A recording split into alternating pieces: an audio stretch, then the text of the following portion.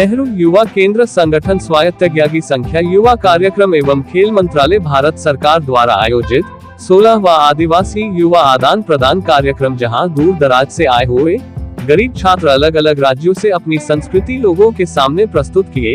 इस मौके पर रमा शकन मैडम, गणपत कोठारी, कामगार अध्यक्ष अभिजीत राणे, समाज सेवक व महाराष्ट्र कोऑर्डिनेटर राम कुमार पाल, बीजेपी नेता रीता सिंह, स्टेट डायरेक्टर महाराष्ट्र व गोवा राज्य के प्रकाश कुमार मनोरे और सीआरपीएफ के कई आला अधिकारी मौजूद रहे।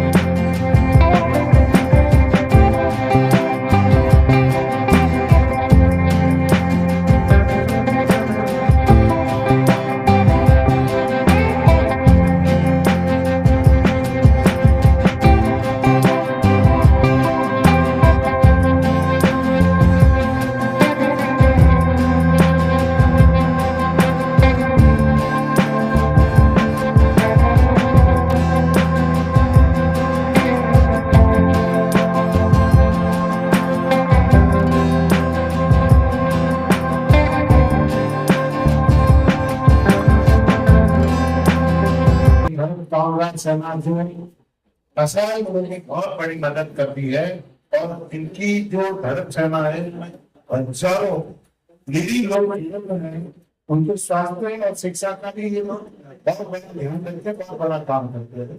तो आज आपके बीच में एक ऐसे महानुभाव है, आपके संस्था के डायरेक्टर प्रधान जी और भारत सरकार की तरफ से प्रधान जमा जी, आज बड़ी खुशी हुई क्या बच्चों के लिए भारत सरकार कितना बड़ा काम करती है।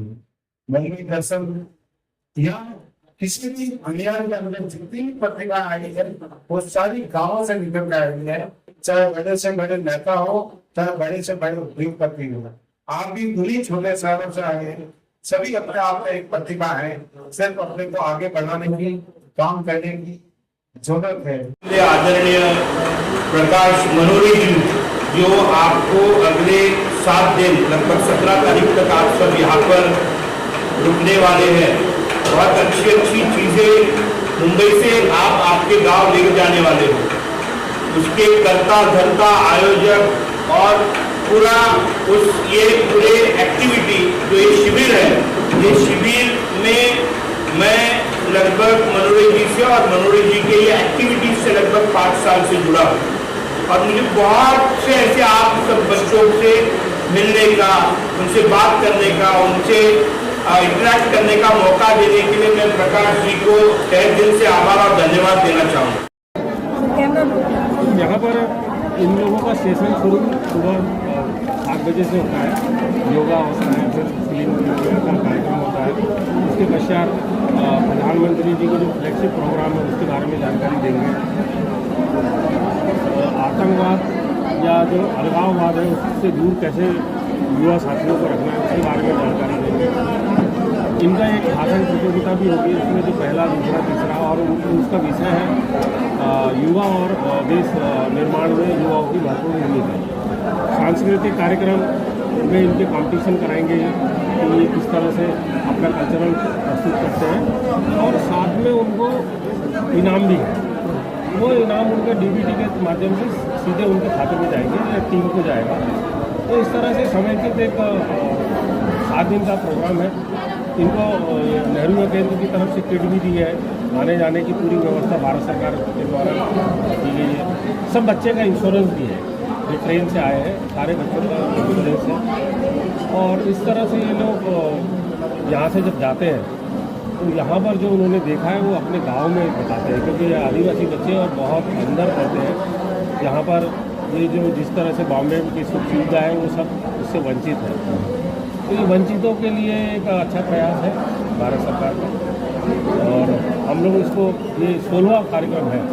तो हर प्रतिवर्ष जो है 2000 से 2500 बच्चे भारत भ्रमण करते हैं। इस तरह से ये दूसरा बेच है यहाँ पर 16वें आदिवासी आदान प्रदान कार्यक्रम। सर, कितने दिनों तक ये प्रोग्राम चला और क्या क्या इसमें सुविधा रहा बच्चों के लिए, क्या क्या कार्यक्रम है? नहीं, आज तो ये उद्घाटन समारोह है। कल चूँकि एक टीम लेट आई थी तो ये 12 से 18 तक के चलेगा।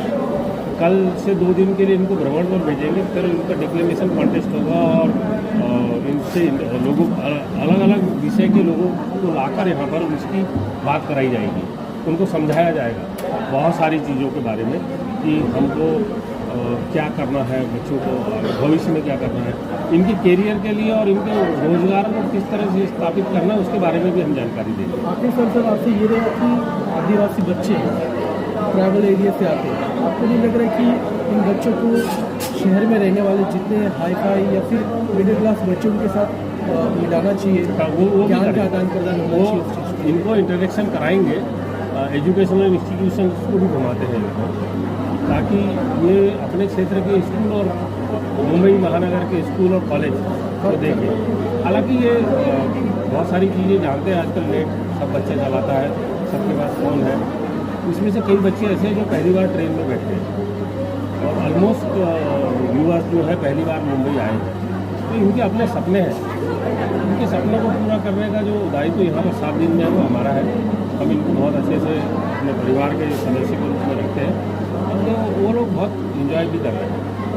और हमारे साथ अतिथियों ने जो है आज गृह मंत्रालय से शॉपिंग मैडम आई है जो अंडर अवर सचिव के रूप में काम करती है, तो इन्होंने भी इस कार्यक्रम को देखा। मैं चाहूँगा कि आप उनसे भी पूछें तो उनको यहाँ पर आकर कैसा लगा। बहुत अच्छा लगा, जैसे कि आदान ऐसा नहीं है कि हम बच्चों के लिए कुछ कर रहे हैं, बच्चों ने भी हमें दिखाया, हमने ये कल्चर नहीं देखा क्योंकि वो बाहर नहीं आए हैं, हम उधर नहीं गए। तो बहुत अच्छा आदान प्रदान समारोह मुझे लगा और बच्चों का एक्साइटमेंट देख के मुझे बहुत खुशी हो रही है। They are looking forward to the entire program कि हम कितना मुंबई शहर घूमने वाले हैं। आप भी जब घर में बच्चों के साथ में आए हैं, सॉरी, आप भी झूमे यहाँ पर बच्चों के साथ में? बिल्कुल, बच्चे झूम रहे थे तो देख के हम बैठे बैठे ही झूम रहे थे, फिर खड़े होके भी झूमा। बहुत अच्छा, बहुत अच्छे स्माइली फेस के साथ जो बच्चा डांस कर रहा है, एंजॉय कर रहा है, वो देख के हम खुद बहुत फन कर रहे हैं। आप किस तरीके से ये आगे बढ़ाएंगे, क्योंकि आपके ऊपर ही बहुत सारे दायित्व हैं इन बच्चों का? बिल्कुल, देखिए भारत सरकार जो कोशिशें कर सकती है वो पूरी कर रही है। जो 16 सालों से ये प्रोग्राम चल रहा है, पूरी कोशिश है कि इसको कंटिन्यू रखा जाएगा और जिस तरह से बढ़ा सकते हैं और चीज़ें इन्वॉल्व इसमें कर सकते हैं, इसकी पूरी कोशिश की जाएगी। बेटा मैम, आप क्या कहेंगे, आप किस तरीके से जुड़े इस प्रोग्राम से और कैसे एक्सपीरियंस रहा? मैं तो ये दूसरी बार आ रही हूँ और प्रकाश जी को मैं धन्यवाद करती हूँ, क्योंकि जो जिस जगह से ये बच्चे आए हुए हैं उनके जो चेहरे पे मुस्कान है एक सपनों के शहर में आने का, वो उनके चेहरे पे झलक रहा है और वो अपनी खुशियों को बयां करने के लिए वो अपने माता पिता, अपने मित्रों के साथ वो जल्द से बयां करना चाहते हैं, परंतु यहाँ की जितनी खुशियाँ हैं वो समेटना चाहते हैं। मैं अपने आदरणीय प्रधानमंत्री मोदी जी से एक और विनंती करती हूँ कि जिस प्रकार इनके उड़ानों के सपनों को उन्होंने भर दिया है इन बच्चों के लिए, और बहुत सारी चीज़ें जो उनकी ज़रूरत की है वो पूरी की जाए और भारत सरकार में ऐसे ही बच्चे उड़ान भरें और रोजगार हर व्यवस्था इनके लिए। आखिर सवाल बात ये रहेगा कि सदर बोला कि ऐसे बहुत सारे बच्चे हैं जो पहली बार ट्रेन में सफ़र करें। जी, आज़ादी को 76 साल से ज़्यादा हो चुके हैं, आखिर क्या वजह है कि आदिवासी बच्चे अब तक उस सुविधा का लाभ नहीं पाए या फिर देख नहीं पाए ट्रेनों तक? अब आप राजनीतिक बातें कर रहे हैं तो मैं पॉलिटिकली प्रवक्ता हूँ, मैं उसका जवाब देना चाहती हूँ। 70 साल में जो राज चल रहा था वो आप सभी के समक्ष है। कभी भी जब हम माताएं शौचालय घर को ढूंढते थे 2014 के बाद तो आपकी सरकार भी आएगी, किसी ने नहीं कहा कि शौचालय कहाँ मिलेगा। इज्जत घर बनवाने वाले प्रधानमंत्री जी। हम चूल्हे में माताएं बहनें जब फूंक लगाती थी और वो सिगरेट का धुआं लेती थी तो किसी ने नहीं सोचा। उज्ज्वला योजना, कन्या योजना, अनगिनत योजना है। तो ऐसे इन आदिवासी बच्चों को कर दिया है, उनकी उड़ान को हमारे मोदी जी की माता को मैं प्रणाम करती हूँ कि ऐसे पुत्र को उन्होंने जन्म दिया है अपने कोख से कि हर बच्चा उनका परिवार है, उन्हीं को वो अपना परिवार मानते हैं, उन्हीं के लिए सोचते हैं, उन्हीं के लिए जीते हैं, उन्हीं के लिए सब कुछ करते हैं। तो आप देख लीजिए जो 70 साल में नहीं हो पाया, आज यहाँ ये 16वां कार्यक्रम बता रहे हैं, तो आप सोच सकते हैं ना कि अपना भारत देश तरक्की करना।